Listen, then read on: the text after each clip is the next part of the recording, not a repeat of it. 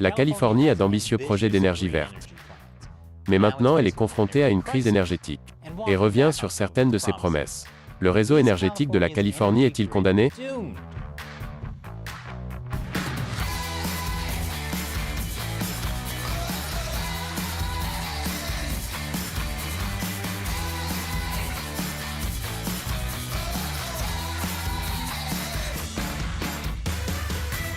Bienvenue à l'émission Amérique dévoilée, je suis Chris Chappell. La Californie est très soucieuse de l'environnement.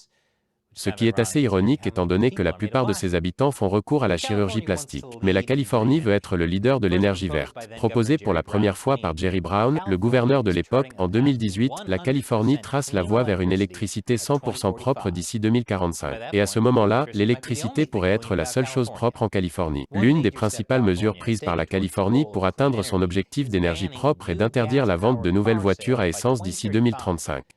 Le Golden State a également approuvé un paquet de dépenses record de 54 milliards de dollars codifiant l'objectif de neutralité carbone de la Californie. C'est bien ça, 54 milliards de dollars.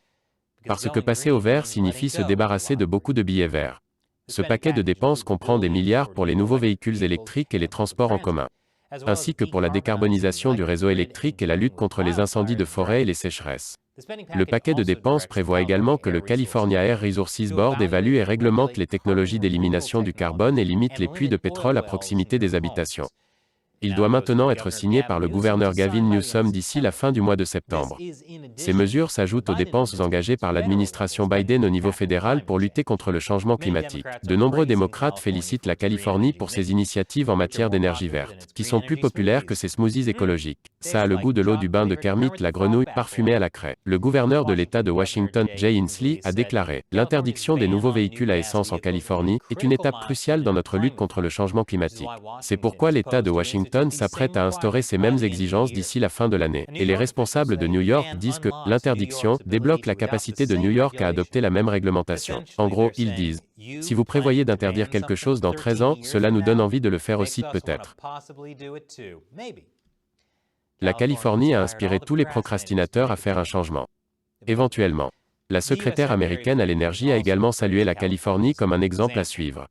La Californie est en tête, elle peut montrer au reste de la nation comment faire. Mais aussi génial que le plan d'énergie verte de la Californie puisse paraître. Beaucoup s'interrogent sur sa viabilité face à la canicule qui vient de battre des records. Les stations de refroidissement ouvrent leurs portes à ceux qui en ont besoin. Certaines écoles sont passées à la journée minimum. D'autres gardent les élèves à l'intérieur pendant le déjeuner et la récréation. Fermez les fenêtres, fermez les stores afin de garder l'air frais à l'intérieur. Environ 2,4 millions de personnes en Californie du Nord étouffent sous des températures de plus de 44 degrés Celsius.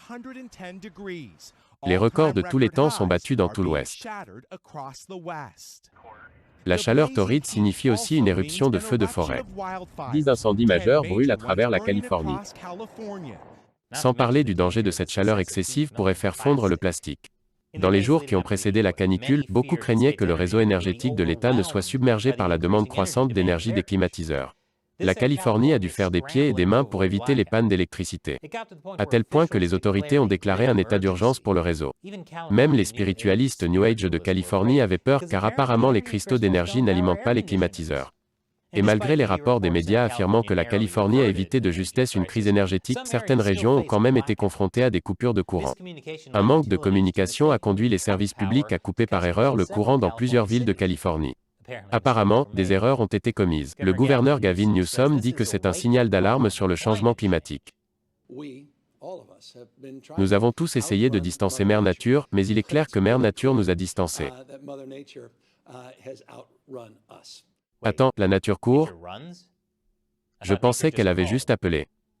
Le message de M. Newsom et des autres partisans de l'énergie verte est que nous devons investir encore plus dans les alternatives aux combustibles fossiles. Mais les critiques disent que la crise énergétique de la Californie est moins imputable à Mère Nature qu'au plan d'énergie verte des démocrates. Je vous en dirai plus après la pause. Bienvenue à nouveau. Le gouverneur de la Californie, Gavin Newsom, affirme que la crise énergétique de l'État est due au changement climatique. Mais ses détracteurs accusent les démocrates de vouloir rendre la Californie dépendante des énergies solaires et éoliennes. Ils appellent la crise énergétique californienne un échec énergétique causé par l'homme. Ce qui est remarquable, puisque c'est le discours le mieux placé des républicains pour dire que les problèmes climatiques sont causés par l'homme. Selon le leader républicain californien James Gallagher, la crise énergétique était à la fois évitable et prévisible. Nous ne devrions pas être dans cette situation. C'est le résultat d'une politique ratée qui a été préconisée par le gouverneur Newsom et les démocrates, qui consiste à mettre tous nos œufs dans le même panier. Michael Shellenberger, candidat indépendant au poste de gouverneur et défenseur de l'énergie nucléaire, estime que la situation aurait pu être évitée. Cela n'aurait jamais dû devenir aussi grave. Je veux dire, nous sommes au courant du changement climatique depuis 30 ans. L'État s'y est préparé. Nous savions qu'il allait entraîner des vagues de chaleur. Le problème sous-jacent est que nous n'avons pas construit assez de centrales à gaz, nous avons mis hors service trop de centrales à gaz et nucléaires. Les énergies renouvelables sont devenues une sorte de quête religieuse. Les gens ne faisaient pas les calculs, ils ne faisaient pas les analyses. J'espère que le réveil a eu lieu maintenant. Il dit donc que pour lutter contre le changement climatique, il faut plus de centrales à gaz. C'est comme dire que pour lutter contre l'obésité, il faut plus de Taco Bells. La Californie s'est mise dans une impasse en réduisant la production d'énergie à base de carbone sans la remplacer au préalable. À partir de 2019, un quart de son électricité devra être importée des États voisins. Et ces États réduisent également leur production d'électricité à base de carbone. Cela me semble être une mauvaise planification. Les critiques soulignent que la Californie a dû supplier les gens de réduire leur consommation d'énergie pendant la canicule, notamment en demandant aux propriétaires de véhicules électriques de ne recharger leurs voitures qu'une fois par semaine. La Californie a également dû revenir sur de nombreuses politiques qu'elle défendait. Les responsables avaient promis de se débarrasser des générateurs fonctionnant au gaz naturel, mais ils ont activé les générateurs pour éviter les pannes d'électricité. Ils ont également sauvé Diablo Canyon, la dernière centrale nucléaire de Californie, dans le cadre du paquet de dépenses visant à lutter contre le changement climatique. La centrale nucléaire fournit 10% de l'électricité de la Californie. Elle a obtenu 5 années supplémentaires d'exploitation, malgré les promesses antérieures de la fermer d'ici 2025. Mais tous ces retours en arrière donnent une mauvaise image de la politique énergétique de la Californie. Certains, notamment ceux qui s'opposent à l'énergie nucléaire, affirment que la solution consiste à construire davantage d'énergie solaire et éolienne. Mais l'énergie solaire et éolienne pose de sérieux problèmes. Je vous en dirai plus après la pause. Bienvenue à nouveau. Le réseau énergétique californien a eu du mal à faire face à la récente vague de chaleur qui a frappé l'État, et la demande d'électricité va continuer à augmenter dans les années à venir. Beaucoup disent que la solution est d'obtenir plus d'énergie solaire et éolienne, mais il y a beaucoup de problèmes à se fier à ces deux seules énergies. Une enquête menée en 2016 par la Commission fédérale de régulation de l'énergie des États-Unis a révélé que le solaire et l'éolien présentaient des risques importants. Et pas seulement un mauvais bronzage et des cheveux en bataille. Pour fonctionner, les réseaux électriques ont besoin d'une offre suffisante pour répondre à la demande. Les centrales électriques conventionnelles, telles que les centrales au charbon, au gaz naturel et même les centrales nucléaires, peuvent ajuster leur production en conséquence. Mais les énergies solaires et éoliennes sont beaucoup plus imprévisibles. Ils ont besoin des bonnes conditions météorologiques et ne peuvent pas être ajustés aussi facilement. Les opérateurs de réseau doivent maintenir des réserves excédentaires au cas où. Mais cela crée une pression supplémentaire sur le réseau et peut entraîner des pannes de courant, voire des coupures. Donc, en essayant d'éviter les pannes, la Californie pourrait provoquer plus de pannes. Le seul avantage de cette situation est que sans électricité, ils ne peuvent pas faire de smoothie dégoûtant. Et si une panne se produit, on ne peut pas compter sur le solaire et l'éolien pour relancer les transmissions du réseau et aider à allumer les générateurs. Le stockage de ce type d'énergie est également difficile et coûteux.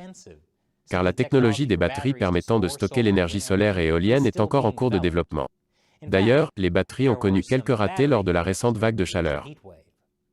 Les batteries qui contribuent à fortifier le réseau électrique californien entrent en action à des moments où elles ne sont pas vraiment nécessaires, épuisant la source d'énergie avant des moments plus critiques et augmentant les risques de panne. Cela s'explique par le fait que le réseau utilise un mécanisme de tarification pour déclencher les batteries plutôt que de se baser sur les niveaux de demande d'énergie pure. Donc, ils dépensent de l'argent et de l'énergie inutilement, et quand ils ont besoin de faire quelque chose, ils sont inutiles. C'est, en fait, une description assez parfaite du gouvernement en action. Toutefois, même si la Californie parvient à régler le problème des batteries et à obtenir davantage de panneaux solaires et d'éoliennes, son réseau électrique présente de nombreux problèmes. Selon l'American Society of Civil Engineers, la Californie est le seul État qui s'exempte des normes nationales relatives à la conception minimale des lignes électriques aériennes. Qui aurait cru que cela serait possible? La Californie a sa propre norme, moins actualisée. Par conséquent, ces lignes électriques aériennes ne sont pas aussi bonnes que dans d'autres régions du pays. Cela augmente donc le risque d'incendie à partir des lignes électriques, comme nous l'avons vu en 2018.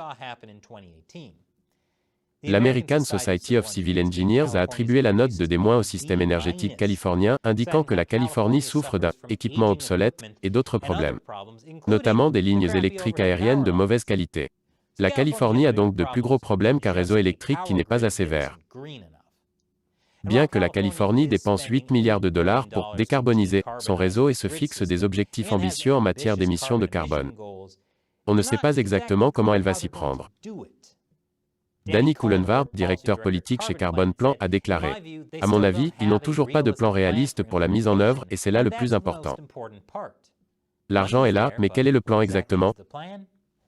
Nous le saurons peut-être d'ici le moment où l'État sera censé utiliser 100% d'énergie verte d'ici 2045. Qu'en pensez-vous ? Laissez vos commentaires ci-dessous. Et si vous aimez cette émission, n'oubliez pas que nous dépendons principalement du soutien direct de téléspectateurs comme vous. Vous pouvez nous soutenir soit sur patreon.com/americauncovered ou sur notre communauté exclusive de médias sociaux sur Locals à americauncovered.locals.com. Devenez un supporter et aidez-nous à continuer à faire de grands épisodes. Cliquez sur le lien ci-dessous. Une fois encore, je suis Chris Chappell. Merci d'avoir regardé Amérique dévoilée.